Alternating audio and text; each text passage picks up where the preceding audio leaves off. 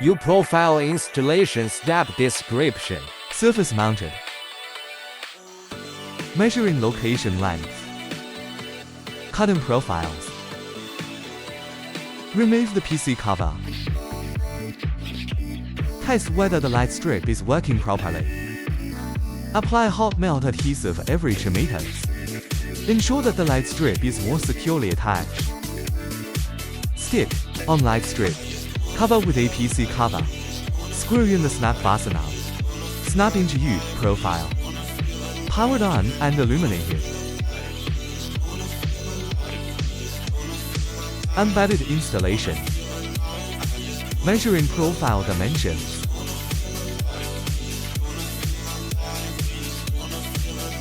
Gypsum board grouping. Measuring location length.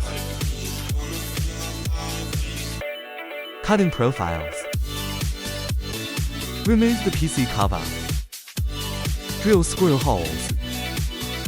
Insert profile. Flat head screw. Test whether the light strip is working properly. Apply hot melt adhesive every 2 meters. Ensure that the light strip is more securely attached.